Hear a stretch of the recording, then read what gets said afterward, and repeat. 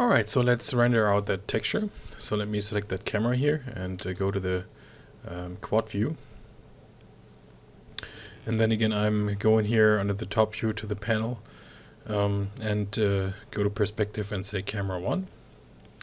And obviously I could also turn off the reference image, and obviously the camera has to be moved up to a point where you can see everything from those numbers and that stuff.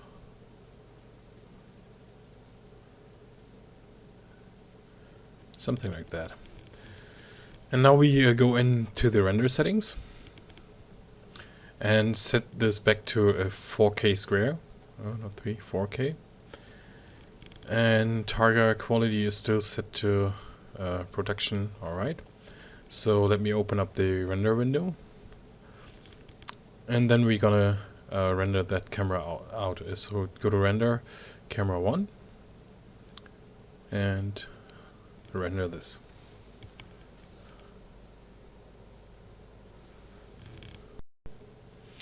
Yeah, so here's my render.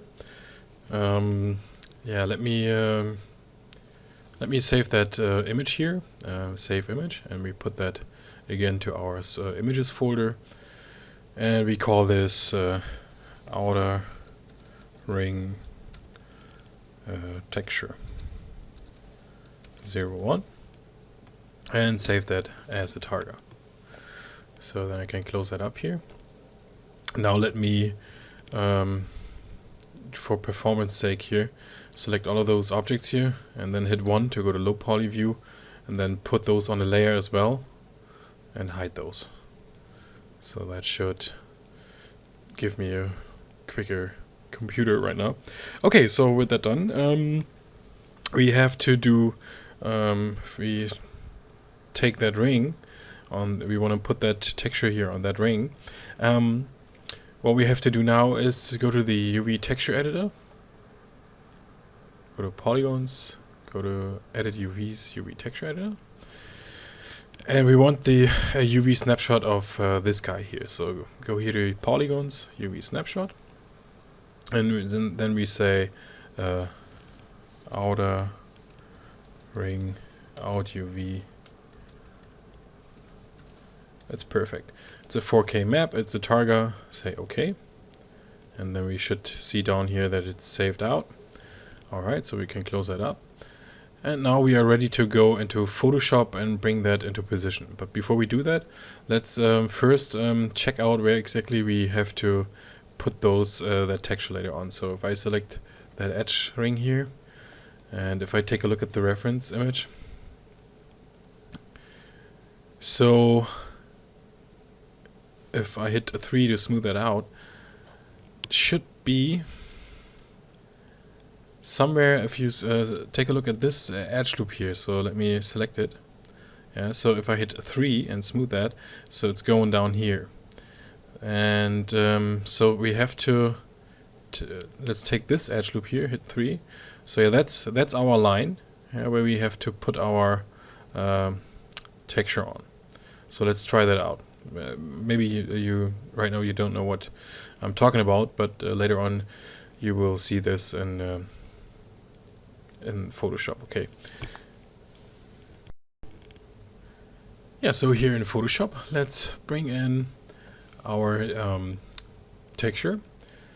We got that under images this time. So we want the outer ring texture and the outer ring out UV. Bring both in. And again, we take our UV snapshot here, hit Ctrl A, hit Ctrl C to copy, and then click here on your texture and hit Ctrl V to paste that in here. And now we drop down the opacity of that layer here, and then we take our background layer here, double click on that, and let me zoom in here. So we might scale that layer down a little bit, because that was the line in Maya I was talking about. So this should sit here somewhere at this line. So we have to scale that down just a tiny bit and check that out, how that looks when we put that on a shader later on.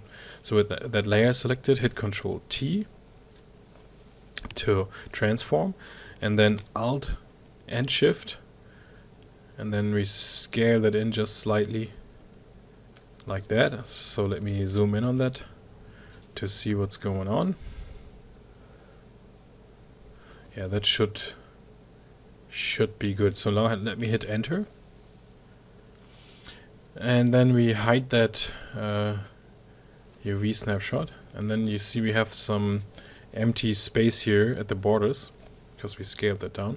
So all we need to do is create a new layer, and then fill that layer with white. So switch here to white, and then take your paint bucket tool and click that to white.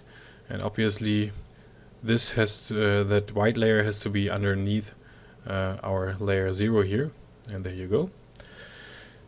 And now let's save this out as a targa. So save as, and we put that to our source images folder, outer ring texture. Let's call this 2, and let's select targa and save. And say OK. All right. So now let's get back to Maya and bring that texture on a shader. Alright, so here in Maya we go to Hypershade, and then let's create a layered shader. So click on that.